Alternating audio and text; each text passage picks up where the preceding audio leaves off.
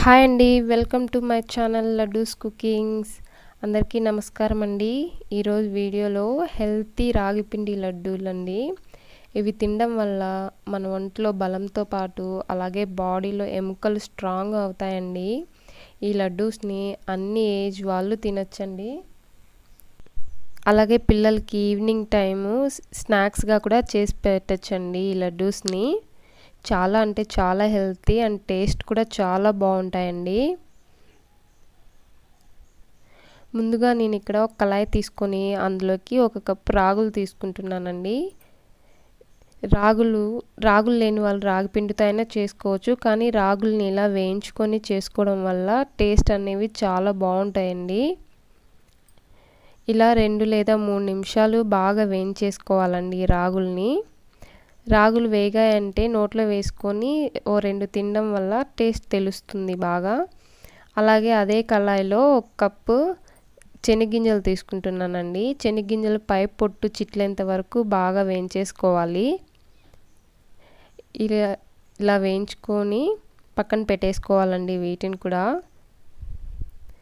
అలాగే ఒక 1/2 కప్పు ఉద్దిపప్పు తీసుకుంటున్నానండి, మినపగుండ్లు.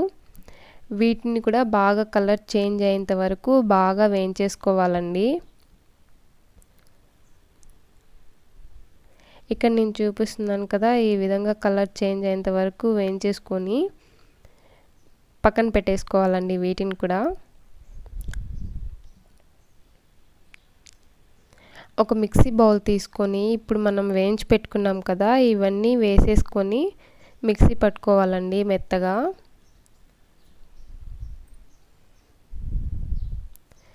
ఇలా అన్నీ వేసేసుకొని బాగా మెత్తగా మిక్సీ పట్టుకోవాలండి. ఈ విధంగా ఇక్కడ నేను చూపిస్తున్నాను కదా, ఈ విధంగా పట్టేసుకోవాలి మిక్సీ.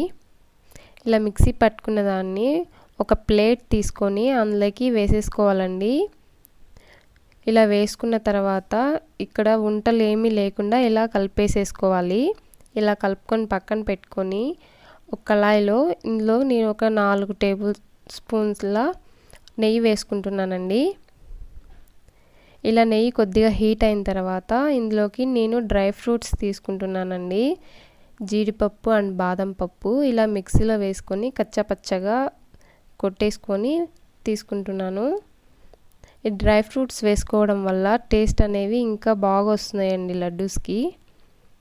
డ్రై ఫ్రూట్స్ అనేవి ఆప్షనల్ అండి, కానీ వేసుకుంటే చాలా బాగుంటుంది. ఇలా డ్రై ఫ్రూట్స్ కొంచెం కలర్ చేంజ్ అయిన తర్వాత స్టవ్ ఆపేసి వీటిని కూడా పక్కన తీసి పెట్టేసేసుకోవాలి. ఒక కళాయి తీసుకొని అందులోకి నేను 1 కప్పు బెల్లం తీసుకుంటున్నానండి. ఈ బెల్లం వచ్చేసి 200 గ్రామ్స్ ఉంటుంది. ఇందులోకి 1 కప్పు వాటర్ యాడ్ చేసుకుంటున్నాను. ఇలా బెల్లం మొత్తం కరిగిపోయేలాగా కలిపేసేసుకోవాలండి మనం మొత్తం. ఇలా కలుపుకున్న తర్వాత కొద్దిగా 2 లేదా 3 నిమిషాల వరకు అలా మరగనివ్వాలండి కొద్దిగా. ఇలా మరిగేటప్పుడు ఇందులోకి నేను ఒక 3 ఇలాచీ యాడ్ చేసుకున్నానండి. ఇలాచీ వేయడం వల్ల ఫ్లేవర్ అనేది బాగా వస్తుంది.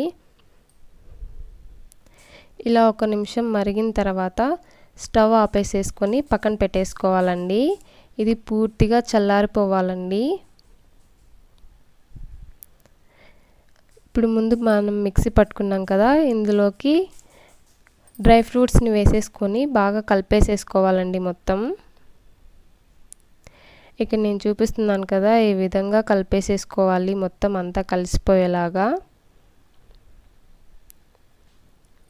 ఇలా కలుపుకున్న తర్వాత ఇందులోకి నేను ఒక 4 స్పూన్ల నెయ్యిని వేసుకుంటున్నానండి. నెయ్యి వేసుకోవడం వల్ల లడ్డూస్కి చాలా టేస్ట్ వస్తుందండి. ఈ లడ్డూస్లో నెయ్యి మనం ఎంత వేసుకుంటే అంత టేస్ట్ వస్తుంది.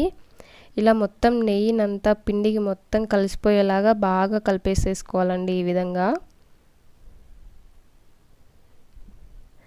ఇప్పుడు మనము చల్లారి పెట్టుకున్నాం కదండి, ఈ మిశ్రమాన్ని ఇందులో కొద్దిగా వేసుకొని కలిపేసుకోవాలండి. అంతా ఒకేసారి వేసుకోకూడదు. ఇలా కొద్దిగా వేసుకొని కలుపుకోవాలి.